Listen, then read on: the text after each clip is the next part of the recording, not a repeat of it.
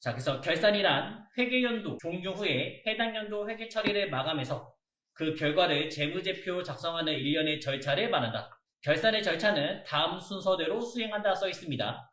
일단 예비 절차. 결산하기 전에 이제 예비 절차가 있다는 거죠. 수정 전 시산표 작성, 그 다음에 결산 수정 분계, 수정 후 시산표 작성 만드시면 되겠고요. 그 다음에 본 절차, 계정의 마감, 자산부채 자본, 수익 비용의 마감이라고 생각하시면 되겠습니다. 그래서 손익계정, 집합손익계정, 재무상태표 이 순으로 가시면 되고, 그 다음에 이제 보고서가 나오겠죠? 그 보고서 순서 중요합니다. 첫째는 제조 원가 명세서, 두 번째는 손익계산서, 세 번째는 잉여금 처분계산서, 네 번째는 재무상태표. 이렇게 이 순서도 중요합니다. 회계상의 거래인지를 확인하겠죠? 그래서 거래가 아니라면 회계 처리할 필요 없고요. 뭐 직원을 뽑았다, 이자 10% 주기로 그냥 말만 한 거예요. 그런 것까지 아직 거래가 아니잖아요. 거래가 맞다면 이제는 분계를 하겠고요. 차대별 나눠서 이제 분계를 하겠고요. 그 다음은 전기, 계정별로 정리하는 정기를 하겠고요. 수정전 시산표. 이 수정전 시산표 뭐냐면 자산, 부채, 자본, 수익, 비용을 차대변의 금액을 비교하는 거예요. 금액을 비교해서 오류가 있는지 없는지를 확인하는 절차입니다. 분기한 게 틀렸는지 맞았는지를 확인하는 절차가 되고요. 그 다음에 이제 오늘 할 부분이 이제 결산. 결산을 하고 나서 여기서 이제 차대변이 조금 바뀔 거예요. 이제 수정 후 시산표. 그러면서 이제 장부가 나올 겁니다. 첫 번째는 제조 원가 명세서. 공장 얘기가 이제 끝나겠고요. 500번대 얘기라고 보시면 되겠어요. 그 다음은 이제 800번대 장부가 나오겠죠. 손익계산서. 그 다음에 잉여금 처분계산서. 그 다음 마지막은 재무상태표. 이렇게 이제 마무리를 지시면 되겠습니다. 가끔 이론 문제서로 나오고 회전시키는 문제로 실무에서는 한 문제가 거의 나옵니다. 4점짜리 나오니까 확실하게 하는 방법 알아두시면 되겠습니다. 그러면서 오늘의 포인트는 이제 결산이었죠. 저번 시간에 결산 문제를 보면 자동과 수동을 구별했죠. 제일 첫 번째로 해야 되는 거 뭐예요? 수동. 수동은 일반전표 12월 31일 여기다가 하시면 되겠고, 그 다음에 두 번째 해야 되는 거는 이제 자동으로 하시면 되겠죠. 자동 5가지 종류 기억나시나요? 그것 빼고는 다 수동이니까. 첫째, 상품, 제품, 제공품, 원재료. 기말에 얼마큼 남아있다 이렇게 말해주면 거기다 그냥 쓰면 되겠죠. 그 자동은 어디다 했어요? 결산, 자료, 입력에다가 쓰시면 되겠다. 그 다음에 두 번째, 우리가 이제 못 받을 거를 대비했잖아요. 대손, 충당금. 보통 문제는 외상매출금의 1%를 못 받을 것 같다. 이런 식으로 문제가 나올 거고요. 그 다음에 세 번째는 감가상각비. 뭐 500번대 기계 얼마만큼 감가상각하겠다. 그 다음 800번대 건물 얼마만큼 감가상각하겠다. 이렇게 문제가 나오죠. 그 다음에 네 번째는 퇴직급여, 충당, 부채가 있겠고. 여기서 나오는 문제는 보통 이거였죠. 우리 직원들을 다 가상으로 퇴사시키잖아요. 추계액을 그냥 쓰시면 끝나죠. 추계액만 써주시면 자동적으로 계산됩니다. 그 다음 마지막은 버리스. 이렇게 자동되겠습니다. 이거 외에는 다 수동. 생각하는 게 제일 좋습니다. 이번에는 수동 중에서 4개를 볼 겁니다. 12월 30일 기준 저희가 이 앞에를 이제 발생이라고 말하고 있고요. 그 다음에 이 뒤에를 이연이라고 말합니다. 발생과 이연 얘기가 시작돼요. 계정 이름은 다 2개씩. 발생에는 미가 등장하고요. 그 다음 이연에는 선이 등장합니다. 그래서 발생에서 처음에는 미지급 비용 나오고, 자, 미지급 비용. 이름에 비용이 들어갔죠? 차변이에요, 대변이에요? 요거는 비용의 이름에 헷갈리시면 안 된다 했어요. 미지급 금에서 왔다 했어요.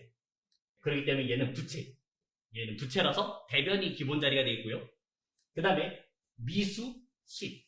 아직 못 받은 수익이죠? 이것도 수익이란 단어 때문에 헷갈리시면 안 됩니다. 대변을 생각하시면 안 돼요. 얘는 미수, 금에서 왔으니까 자산 되겠습니다. 제일 첫 번째는 선급 비용. 미리 낸 비용.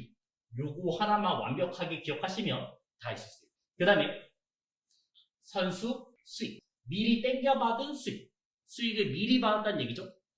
요거는 이제 부채가 되겠습니다. 그래서 결산 때 쓰는 4가지 계정 이름 한번 정리하시면 되겠고요. 제일 첫 번째 문제 하나 보겠습니다.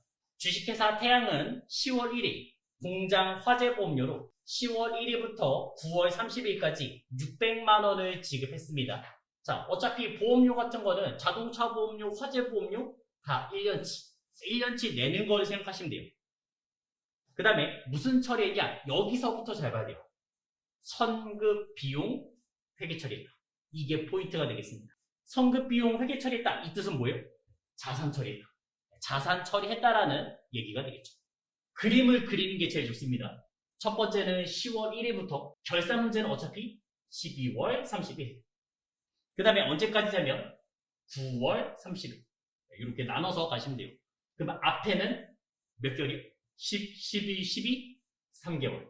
그 다음 뒤에는 9개월. 이렇게 나누시면 되겠습니다. 그럼 600만 원을 3개월, 그 다음에 9개월 나누시면 150만 원, 450만 원. 이렇게 계산하시면 되죠. 금액을 먼저 찢어주는 거예요. 자, 그 다음에 이제 10월 1일자에 회계 처리를 한번 해보셔야 돼요. 처음에 제가 600만 원 냈죠? 내면서 무슨 처리했다고요? 선급 비용. 선급 비용 처리했다. 이거부터 생각하시면 됩니다. 그럼 10월 1일 날 회계 처리. 선급 비용 아까 자산이었잖아요. 선급 비용 600만 원 낸 거고요. 그 다음에 낸 거는 뭐 현금 냈다 할게요. 현금 600만 원 냈습니다. 이게 10월 1일 회계 처리가 되겠고 12월 31일 기준 수정 분기 하셔야 됩니다. 왜요? 이거예요. 수익과 비용은 올해로 끊어야 되잖아요. 내년에 못 넘기잖아요. 자산부채 자본은 내년에 넘길 수 있어요. 하지만 수익 비용은 올해로 끝이에요. 그러면 보험료 기본적으로 비용이잖아요. 그거를 올해 비용과 내년의 비용을 나누셔야 된다고요. 150만 원과 450만 원 어떤 게 중요한지를 이제 판단하시면 돼요. 150이 중요합니다. 왜요? 자산 처리했으니까 사용한 것만큼 없어졌다 생각하시면 돼요. 쓴 것만큼 감가상각했다고 생각하면 이해가 제일 쉬워요. 그래서 대변에 선급 비용 150만 원을 날리시면 되겠고 그 날린 이유가 뭐였어요? 뭐 낸 거예요? 보험료 낸 거죠. 그래서 여기서는 보험료 150만 원 이렇게 회계 처리하시면 되겠습니다. 시험 문제 스타일. 자, 그럼 문제가 하나 더 나올 수 있어요. 지금 처음에 제가 냈을 때 자산 처리했잖아요. 요거는 자산 처리한 거고요. 10월 1일 날 냈을 때 내가 아무튼 보험료 냈으니까 처음부터 비용 처리할 수 있습니다. 그럼 처음에 냈을 때 보험료 600을 냈고 그 다음에 현금 600만 원 냈습니다. 그 다음 이제 12월 31일 수정분기 해야 된다 했죠? 앞이 중이에요, 뒤가 중이에요? 이때는 이 450만 원은 올해 비용이 아니잖아요. 내년의 비용이잖아요. 그래서 그 비용을 없애버린다 하시면 돼요. 수익과 비용은 올해만. 그래서 대변에 보험료 뒤에 있는 금액 450만 원만큼 날리시면 되겠고 그 다음에 차별에는 이 보험료 450만 원은 내가 미리 낸 거잖아요. 내년 거를 미리 냈죠? 그래서 여기다가 이제 선급 비용 450만 원 이렇게 쓰시면 결산 문제가 끝납니다. 그래서 한 개당 2개씩의 분계가 나올 수 있어요. 자산 처리했을 때, 그 다음에 비용 처리했을 때. 그래서 요거 하나만 완벽하게 알아두시면 시험 문제는 다 풀 수 있어요. 지금 문제가 12월 30일 하루 얘기잖아요. 회계 2급, 회계 1급, 세무 2급, 세무 1급. 문제가 다 똑같아요. 한 번만 잘 정리하시면 되겠습니다. 자, 그리고 얘랑 비슷한 게 지금 이 성급 비용이랑 비슷한 게 하나 있어요. 소모품. 요거랑 비슷합니다. 우리 회사가 만약에 이 보드마카를 중요하게 생각했으면 소모품이라고 쓰시면 되겠고 중요하지 않다고 생각하면요. 소모품 B로 가시면 되겠죠. 소모품과 소모품 B 가시면 되겠습니다. 그럼 소모품으로 회계 처리했으면 앞이 중요한 거겠고요. 소모품 B로 잡았으면 D가 중요한 거겠죠. 똑같은 원리로 생각하시면 되겠습니다. 그래서 약간의 편법 이렇게 생각하면 이제 좋아요. 이 앞이 중요한 거는 자산 부채일 때는 무조건 A. 그 다음에 이 D를 물어봤을 때는 이제 수익과 비용. 처음에 회계 처리를 어떻게 했냐가 이 차이가 있습니다. 4번, 5번 해보시기 바랍니다. 두 문제의 차이를 아시겠네요. 일단 문제 보면 4번 소망은 4월 1일, 공장 화재보험료 4월 1일부터 3월 31일, 240만원 보통 예금 이체했고, 선급 비용. 여기에 포인트를 줘야 돼요. 선급 비용이니까 무슨 처리한 거예요? 처음 내면서 자산 처리했어요. 그럼 자산 처리했다는 얘기는 뭐예요? 앞이 중요하다. 앞이 중요하다 가면 되겠고요. 5번에서는 보험료 개정 중 180만원 공장 건물에 대한 화재보험료 출금액이다 나왔습니다. 기간은 5월 1일부터 4월 30일까지. 보험료잖아요. 보험료는 어떤 계정이요? 비용 계정 되겠죠. 그럼 어디 중요해요? D가 중요하겠죠. 이렇게 포인트를 찾으셔야 됩니다. 자산 처리했다 하면 항상 성급 비용이라는 단어를 줄 거고요. 그 다음에 아무 말 없어요. 아무 말 없으면 보험료 자체가 비용이잖아요. 그럼 비용 처리했다는 얘기예요. 4번 문제 보면 날짜는 4월 1일, 12월 31일, 그 다음에 3월 31일 이렇게 나누면 좋겠죠.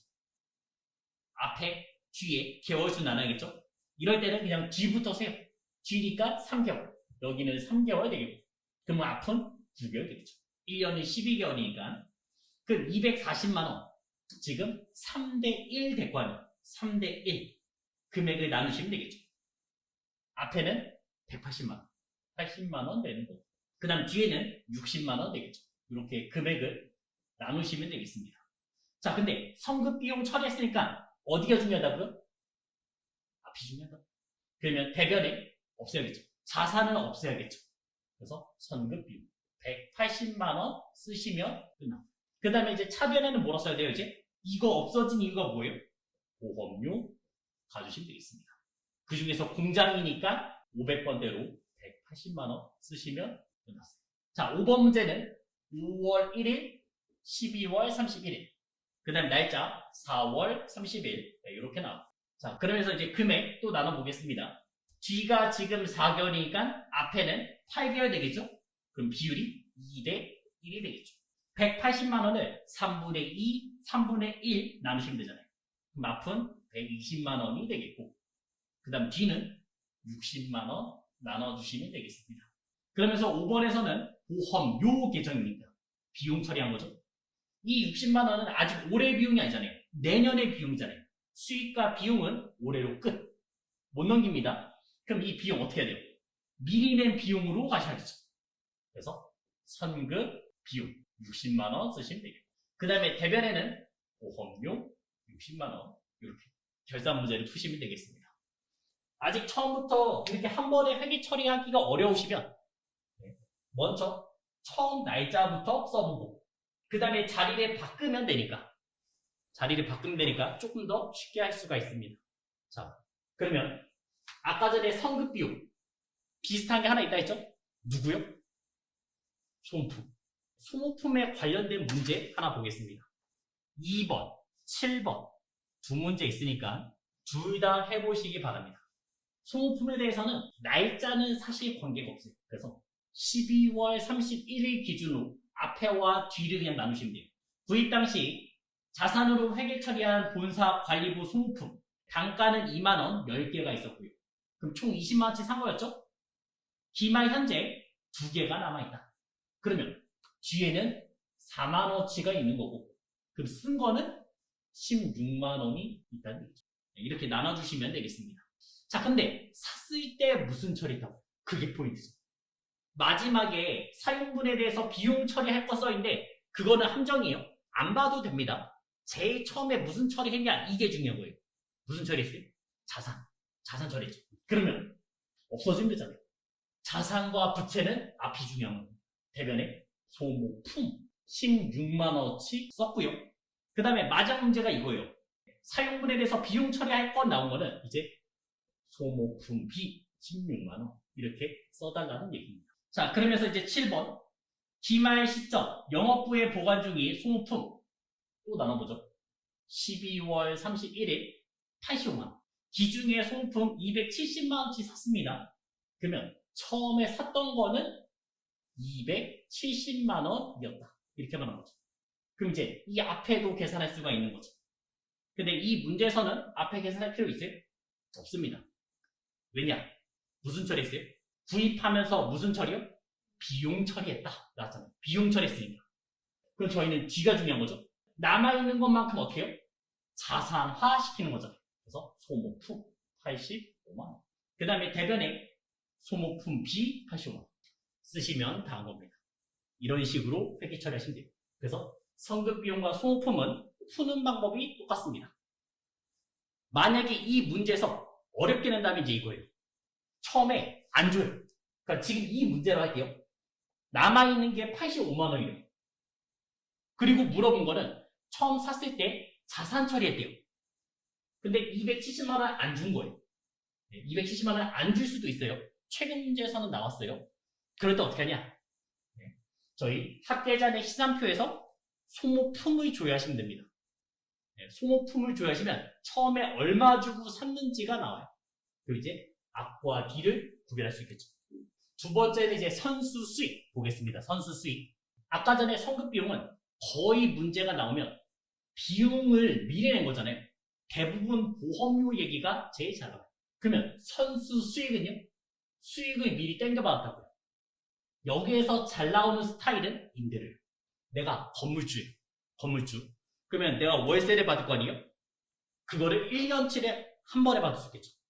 그게 이제 선수 수익 되겠습니다. 1년치를 미리 한 번에 받았다. 자, 그러면 9월 1일 공장 건물 중 일부를 12개월간 임대했어요. 9월 1일부터 그 다음에 이제 결산은 어차피 12월 31일 그 다음에 8월 31일 이렇게 나눴습니다.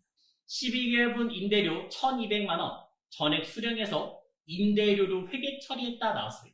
그러면 앞에는 9, 10, 11, 12 4개월 그러면 400만원어치가 되는 거고 그 다음 뒤에는 8개월 800만원어치 써주시면 되겠죠. 그럼 이제 9월 1일 회계 처리 한번 보겠습니다. 내가 임대를 하면서 돈을 받은 거죠? 무슨 처리했어요? 임대료로 처리했죠. 임대료, 수익 비용 중 어디예요? 수익이에요. 그것도 영업의 수익. 그러면 일단 1200만원 받을게요. 뭐 현금으로 1200만원을 받았고요. 그 다음에 저는 임대료 1200만원 이렇게 쓴 겁니다. 수익 처리해보죠. 그럼 이제 결산 문제는 12월 31일이 됐습니다. 12월 31일. 자, 수익 처리했으니까 앞이 중요해요? 뒤가 중요해요? 수익 비용, 뒤. 자산 부채, 이렇게 나누시면 되죠. 그럼 요번에는 그 800만원, 뒤가 중요한 얘기가 되겠습니다. 그 800만원은 내년의 수익이잖아요. 이거 내년에 월세 받아야 되는 거잖아요. 제가 지금 미리 받은 거 아니에요. 그래서 그 800만원 수익을 없애버리는 거죠. 임대료 800만원. 그리고 그 뒤에 어떤 게 쓴다고요? 미리 땡겨받은 수익, 미리 받은 수익, 선수 수익 써준 거죠. 800만원 나온 겁니다. 처음 돈을 받았을 때 수익 처리한 얘기가 되겠습니다. 그럼 얘도 두 번째 분기가 있겠죠. 처음에 돈 받았을 때 무슨 처리할 수 있겠어요? 부채 처리할 수가 있죠. 자, 그래서 9월 1일 이번에는 부채 처리하겠습니다. 일단 현금으로 받은 거는 똑같이 1200만원 받았고요. 그 다음 부채 처리했으니까 계정에는 뭐겠어요? 선수 수익. 그래서 1200만원 쓴 겁니다. 그리고 이제 12월 31일이 된 거죠. 결산이 된 겁니다. 앞이 중요해요? 뒤가 중요해요? 부채니까? 왜냐면 기간이 지난 만큼 부채가 없어져야 되는 거죠. 그래서 여기에다가 이제 쓰면 되겠죠. 임대료 400만원 받은 거고요. 그러면서 이제 부채가 없어지겠죠. 선수 수익 400만원이 없어지겠습니다. 결론은 똑같아요. 왜요? 임대료가 수익 계정이죠. 1200에서 800 뺐으니까 400만원 수익이 생긴 거고 그 다음에 아래에서 여기서도 임대료 계정은 하나밖에 없습니다. 수익 계정 하나밖에 없어요. 그래서 수익 400만원 어떤 걸 하더라도 변함은 없습니다. 자, 그 다음 미미를 볼 겁니다. 이 미미를 볼 건데 요거는 그냥 한 번에 볼 수 있어요. 얘는 보통 이자 얘기. 일단은 미지급 비용하면 이자를 줘야 되는 상황이고요. 근데 이자를 줘야 되는 줬어요? 아직 안 줬어요. 그런 상황이 되겠고 그 다음 미수 수익은 이자를 받아야 되는 상황이죠. 근데 이자 받았어요? 아직 안 받았다. 그런 상황이에요. 그래서 시험 문제 나오면 얘는 웬만해서 앞밖에 안 됩니다. 회계에서는 앞밖에 나온 적이 없어요. 그러니까 나눴을 때 앞이냐 뒤냐 우리가 따지잖아요. 무조건 앞. 예를 들어서 1번. 우리은행 정기예금 기간경과분 이자를 인식한다 나와 있습니다. 그러면 잠깐 생각해봐요. 이자를 받아야 돼요? 아니면 내야 돼요? 받아야 되죠? 내가 정기예금에 가입했으니까 지금 1억을 넣어놨으니까 이자를 받아야 되는 그런 상황입니다. 그러면 한번 이렇게 가볼게요. 4월 1일, 그 다음에 12월 31일, 3월 31일 이렇게만 나누시면 되겠죠. 연도가 바뀌어도 상관없어요. 이게 뭐 2년치, 3년치 상관없어요. 어차피 하나만 하시면 돼요. 자, 그러면 앞에는 몇 개월이요? 9개월. 그 다음 뒤에는요? 3개월이요. 일단 나눠서 갔습니다. 그러면 이 미미 라인은 무조건 앞이 중요하다. 2년짜리 상관이 없어요. 그냥 어차피 이 올해가 끝이니까. 그러니까 무조건 그냥 1년을 끊으시면 됩니다. 뭐 만약에 문제가 뭐 한 3년짜리다, 5년짜리다 나와도 무시. 뒤는 다 무시했고요. 아직 시간이 되지도 않았어요. 네, 다 1년으로 끊으시면 됩니다. 그래서 이제 문제에서 9개월 확인됐고요. 먼저 1억 곱하기 연이율 몇 퍼센트예요? 2%. 2% 되는 거고. 이거는 연이율이요. 1년치 이자예요. 근데 우린 지금 몇 개월이요? 9개월. 네, 그러면 월할 계산해야 되니까 12분의 9를 계산하시면 되겠죠. 그럼 우리가 이게 이자 받을 돈 생각하시면 되겠습니다. 1억에 2% 하시면 200만원. 200만원에 4분의 3이니까 150만원의 이자를 받으셔야 돼요. 받았어요? 아직 안 받았어요. 왜요? 그 이자는 3월 31일, 연 1회 받기로 했습니다. 아직 안 받았어요. 그러면 우리가 받을 돈이니까 이자 수익 150만원 쓰시면 되겠고. 왜냐면 지금 12월 31일 분기니까. 그 다음에 아직 못 받았죠? 그럼 뭐요? 미수 수익. 자산이 미수 수익 150만원 쓰시면 되겠습니다. 미미는 무조건 앞이 중요하다 생각하시면 되겠어요. 그리고 이자 받는 얘기죠? 수익. 이자 수익을 쓰고 그 다음에 미수익. 아직 못 봤으니까 미수익. 그럼 문제를 이렇게 바꿔볼게요. 1억을 내가 차입했어요. 빌렸습니다. 연이자는 2%. 그 다음에 3월 30일 날 주겠다 나왔어요. 똑같이. 근데 요번에 이자를 주는 상황이에요. 그럼 또 이제 12월 31일 회계 처리해야 될 거 아니에요. 이자 줬어요? 아직 안 줬죠? 그럼 저희는 뭐라 써요? 이자 비용 150만원 써주시면 되겠고요. 아직 안 줬으니까 뭐요? 미지급 비용 150만원 끝입니다. 그래서 이 미미는 스타일이 같아요. 그래서 이 네 가지의 계정이랑 특히 성급 비용 제일 잘 나와요. 성급 비용 확실하게 기억해 두시고요. 그 다음에 성급 비용과 소모품 쓰는 방법이 같다는 것도 확실하게 잡아두시기 바랍니다. 시간의 흐름 4개를 다 넣어놨어요. 이거 한 번만 정리하시면 끝날 겁니다. 먼저 1번 10월 1일 건물 중 일부를 임대하고 있습니다. 1년분 임대료 120만원 현금으로 받았고 그 다음 무슨 처리했어요? 선수 수익 회계 처리를 따라놨어요. 그러면 결산 문제는 그리라고요. 10월 1일 12월 31일 그 다음에 9월 30일 이렇게 나눠서 가시면 되겠고요. 그럼 앞에는 3개월 그 다음 뒤에는 9개월 네, 나누시면 되겠죠. 그 다음 얼마요? 120만원이었습니다. 그럼 앞에는 30만원 되는 거고 그 다음 뒤에는 90만원 나누시면 되죠. 받는 상황이죠. 지금 현금으로 받고 120만원 받았고 그 다음에 선수 수익 120만원 써왔습니다. 그 얘기는 뭐예요? 부채 처리했다는 얘기죠.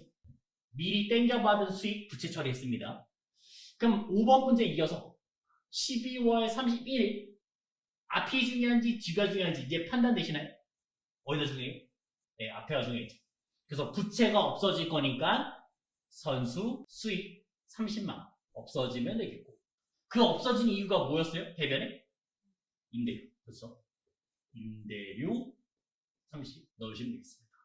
자, 그 다음 두 번째 문제 11월 1일 창고 건물을 임차하면서 6개월치 임차료 90만원 현금으로 지급했고 그 다음에 성급 비용으로 회계 처리했다 나왔습니다.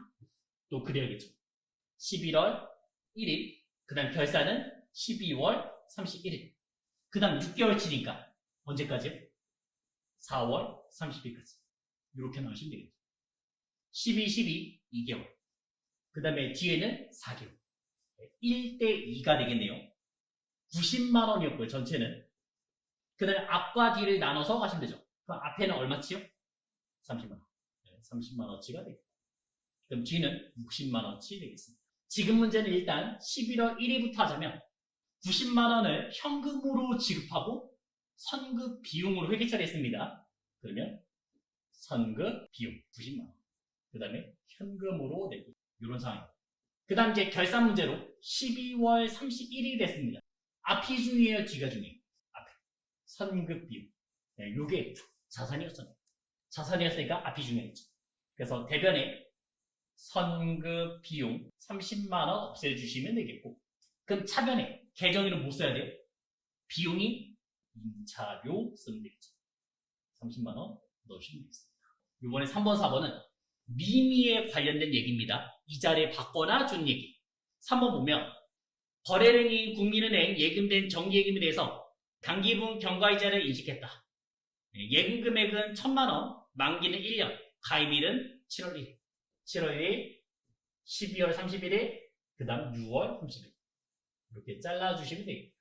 어차피 6개월입니다. 반반이에요. 그러면 일단 예금 넣은 거는 1,000만 원 있었고요. 그 다음에 이자율은 몇 %요? 10%.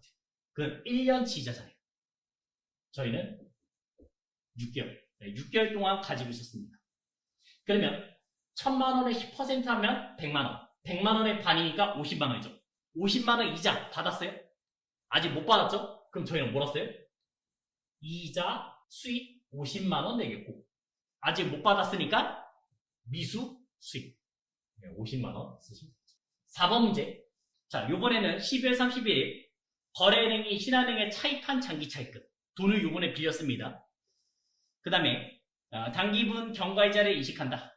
날짜 또 보면 10월 1일, 그 다음에 12월 30일, 그 다음에 이제 9월 30일. 이렇게 또 1년치가 되겠죠. 앞에는 3개월, 그 다음 뒤에는 9개월. 1대3이네요. 1대3. 어차피 이자를 받거나 주는 얘기는 웬만해서는 다 된다죠. 그래서 1,500만 원에 대해서 연이자율은 몇 %였냐면 10%네요. 10% 써주시면 되겠고, 그 다음에 12분의 3, 결국 4분의 1, 4분의 1 가시면 되죠. 그럼 150만 원에 4분의 1이니까 375, 37만 5천 원 될 거 아니에요. 줬어요? 아직 안 줬죠? 그럼 저희는 뭐라 쓰면 돼요? 이자 비용. 이자 비용 37만 5천 원 가시면 되겠고, 안 줬으니까 미지급 비용 37만 5천 원. 여기까지가 결산 수정 분계 되겠습니다. 자, 요것만 잘 해주시면 결산 어려운 거 하나도 없어요. 그나마 여기 부분이 제일 어려워요.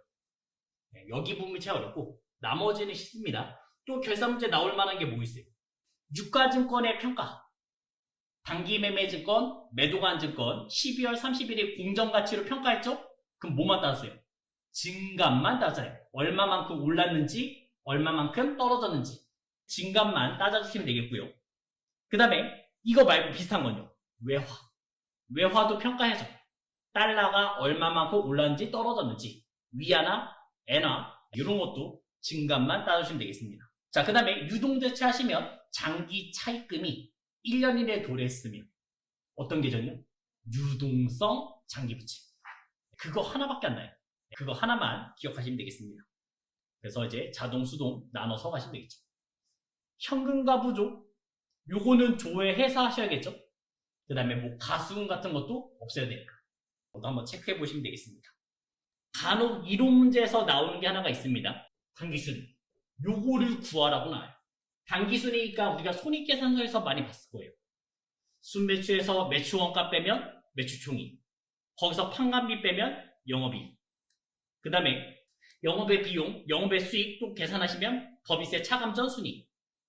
그러면서 이제 법인세 빼면 당기순이익 이렇게 나오는 공식이 있습니다. 그거를 간단하게 한마디로 하면 총 수익에서 총 비용을 빼면 당기순이익이 나오죠. 첫 번째 당기순이익 이렇게 구할 수도 있고요. 그 다음에 두 번째 구하는 방법은 재무상태표로도 구할 수가 있어요. 재무상태표는 일정 시점이었죠. 그래서 이런 거예요. 1월 1일, 그 다음에 12월 31일. 우리가 이제 자산, 부채, 자본. 그 다음에 12월 30일에 자산, 부채, 자본. 이 두 가지를 비교하시면 됩니다. 그래서 결론, 기말 자본에서 기초 자본을 빼면 당기순이익이 나요. 이렇게 당기순이익 구하는 방식이 두 개예요. 그러면서 여기에서 공식이 하나 나왔잖아요. 그 공식은 외울 필요까지는 없어요. 이것만 알고 있으면 그 문제를 풀 수가 있습니다. 이런 공식이 하나 있을 겁니다. 이 공식 외우라고요? 아니요. 외우지 말라고요. 외울 필요가 없어요. 얘 외우는 것보다 뭐요? 이 원리를 아는 게 더 중요해요. 자, 한번 이렇게 해보죠. 지금 이 총비용을 넘겨봐요. 넘겼어요. 그럼 빼기 총비용 됐을 거 아니에요. 없어지면서 는 넘어갔으니까 빼기 총비용 됐으니까 총수익에서 총비용이 아까 뭐예요? 당기순이익이잖아요. 당기순이익. 그 다음에 넘겨보겠습니다. 기말 자산에서 요번에는 기말 부채를 넘겨볼게요. 그러면 기말 자산에서 빼기 기말 부채가 되겠죠. 없어지고. 그러면 우리가 T 그렸을 때 자산, 부채, 자본이잖아요. 자산에서 부채를 빼면 뭐가 나야 돼요? 차대변은 언제나 같아야 되니까. 그러면 자본이 나오는 거죠. 넘어가는 순간 요거는 이제 기말 자본이 되겠습니다. 기말 자본이 되겠습니다. 자산에서 부채 빼면 요거 나오죠. 그럼 요번에 기초 자본을 또 넘겼어요. 빼기 기초 자본 당기순이익이 나오죠. 그럼 아까 전에 공식 나오죠. 기말 자본에서 기초 자본 빼면 당기순이익. 당기순이익은 두 가지로 알 수 있어요. 손익계산서로 알 수 있고, 그 다음에 재무상태표로도 알 수 있습니다. 재무상태표로 아는 거는 점과 점을 찍은 거예요. 왜요? 일정 시점이니까. 점과 점을 찍고 그 기울기를 보면서 당기순이익을 계산하는 거예요. 그래서 공식을 외울 필요까지는 없습니다. 이 원리만 확실하게 기억하시면 좋아요. 간혹 이론 문제에서 나오니까 체크 한번 해주시고요. 그 위에 이제 시산표 써있죠? 시산표란 회계거래가 총계정 원장, 각 계정에 정확하게 정기되어 있는지 검토하기 위해서 회계연도 중에 사용한 모든 계정, 총액 잔액 하나의 표에 작성하는 서식을 말한다. 그래서 시산표는 자산, 부채, 자본, 수익, 비용이 5가지가 다 써있어요. 그 다음에 차대변의 금액이 항상 똑같아야 됩니다. 여기서 이제 오류가 생기면요. 틀리면 뭔가가 튀었다는 얘기예요. 그래서 검토하는, 오류를 찾는 기능이 있는 게 시산표 되겠습니다. 이거는 조금 있다가 조회하는 문제로도 또 볼 거예요. 자, 이 시산표 단점도 있어요. 찾지 못하는 오류도 있습니다. 어떤 거를 찾지 못하냐? 얘는 금액만 똑같으면 맞았다고 판단하는 거잖아요. 그래서 똑같은 분계를 2번 했을 때 못 찾아요. 차대변에 똑같은 분계를 2번 했으면 금액이 서로 같이 올라가니까 못 찾겠고요. 그 다음에 계정 이름 튀었을 때 못 찾아요. 그 다음에 분계를 누락해버렸어요. 못 찾아요. 그런 단점도 있습니다. 오류를 찾기 위한 시산표지만 이런 거는 약간의 단점도 있다는 것만 알아주시면 되겠습니다. 조회 유형이 나옵니다. 1번부터 10번까지 나오는데 이 중에서 3문제가 나와요. 그 중에서 10번 부가세 있죠? 무조건 한 문제는 나옵니다. 그 다음에 1번 계정 과목에 대한 월별 잔액 증감 비교 문제 있죠? 이런 거는 이제 총계정 원장 보시면 되는데 이 총계정 원장은 문제가 이렇게 나와요. 월별로 비교. 보통 상반기, 하반기 주면서 6개월 단위로 줄 거예요. 그러면서 몇 월 달 매출이 가장 많았냐? 아니면 몇 월 달이 가장 적었냐? 네, 이런 걸 물어봅니다. 그래서 월별로 비교하는 문제는 어디요? 총계정 원장 들어가시면 되겠습니다. 자, 그 다음에 2번.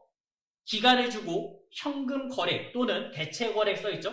월계표, 일계표 나오는데 여기를 제일 많이 갈 거예요. 예를 들어서 5월 달에 복리후생비 현금으로 얼마만큼 되냐? 현금 금액 알 수 있고요. 그 다음에 대체 금액은, 대체 거래는 뭐냐면 우리가 이제 현금 말고 이체 아니면 카드 쓴 거 있죠? 그런 게 다 대체라고 보시면 되겠어요. 그 다음에 세 번째, 채권, 채무 중 거래처별 잔액 비교. 거래처 원장 써있죠? 이 거래처 원장은 항상 문제에 두 가지를 줘야 돼요. 첫째는 계정을 주고, 그 다음 두 번째는 거래처를 줍니다. 이 두 가지가 보인다 하시면 거래처 원장. 그 다음에 네 번째는 합계잔액 시산표. 일정 시점을 두고 뭐 계정 과목 이런 금액을 나오는데 뒤에 뭐라 써있어요? 시산표라 써있죠? 자산, 부채, 자본, 수익, 비용 한 번에 보일 때 이 자리에 오시면 되겠어요. 그래서 한 요 정도까지만 보시면 사실 문제는 다 풀었어요. 일계표, 월계표 써있죠? 1, 2, 3번 써있는 게 보일 겁니다. 그게 실제 시험에 나오는 문제들이에요. 3월에 판관비와 관리비 중 가장 많은 금액 발생한 계정 과목은 무엇이냐? 판매비 및 일반 관리비 써있고요. 그 아래 계정들이 쭉 있을 거예요. 그리고 이제 금액들 보이시나요? 여기에서 이제 개만 보시면 돼요. 개 쪽에서 급여는 2,000, 퇴직급여는 5,000, 그 다음에 복리 1,500, 접대비 550 이렇게 쭉 나온 거죠. 그러면 가장 많은 게 뭐예요? 퇴직급여가 5천만 원이죠. 5천만 원 쓰시면 끝이에요. 그 다음에 3월 판매비와 관리비 현금 지출 얼마냐? 요번에는 대체와 현금을 한번 확인해 보시기 바랍니다. 그 현금 날 쓴 거 있죠? 거기만 보시면 돼요. 판관비에 5번에 바로 옆에 써 있잖아요. 1억 5,955만 원. 이게 이제 현금 썼다가 나온 거고요. 현금 외는 얼마요? 1,500. 쓴 거 확인되겠죠. 이렇게 조회를 해주시면 됩니다. 자, 이렇게 푸는 게 일계표, 월계표예요. 뭔가 막힌다? 여기 오시면 돼요. 그럼 거의 다 해결됩니다. 일계표, 월계표를 가장 많이 볼 겁니다. 그 다음에 요번엔 총계정 원장이었습니다. 아까 월별로 비교했을 때 여기 오면 된다 했죠? 몇 개월이요? 6개월. 보통 상반기, 하반기 많이 물어봅니다. 상반기는 1월 1일부터 6월 30일까지. 하반기는 7월 1일부터 12월 31일까지 조회하는 게 이제 여기서 나온다는 얘기예요. 자, 예를 들어서 문제 하나를 봐보시면 상반기 1월부터 6월 중 외상 매출금 잔액이 가장 큰 달은 언제이고 금액은 얼마냐 물어봤어요. 그러면 이제 월로 1월부터 6월까지가 표시가 된 거고요. 그 다음에 외상 매출금은 자산이죠? 그러면 차변 자리를 보면 되겠죠. 가장 큰 달, 몇 월 달이요? 5월 달의 잔액이 가장 큰 거를 확인할 수 있죠. 계정별 원장이 하나 볼 겁니다. 특정 계정, 일자별로 상기해서 기재되어 있는 것을 계정별 원장이란다. 이렇게 쭉 써 있는데 3월에 외상 매출금 얼마인가? 3월에 외상 매출금 중 회선 금액은 얼마인가? 이렇게 나와 있죠. 계정별 원장은 조회하는 문제는 그렇게 많이 나오진 않아요. 여기는 언제 간다 했어요? 우리가 문제를 풀다가 예를 들어서 대손충당금 얼마 있는지 확인할 때 이번에 외상 매출금을 1,000만 원 못 받게 됐습니다. 그럼 대손충당금 먼저 상기해야 되잖아요. 그 상기 금액을 문제 안 써줬어요. 그럼 어디요? 계정별 원장. 여기에 들어가서 금액을 한번 확인하고 오시는 거예요. 아까 거래처 원장은 두 가지의 정보가 필요하다 했어요. 두 가지. 첫째는 계정이요. 두 번째는 거래처 이름. 이 두 가지의 정보가 들어있으면 거래처 원장 들어오시면 되겠습니다.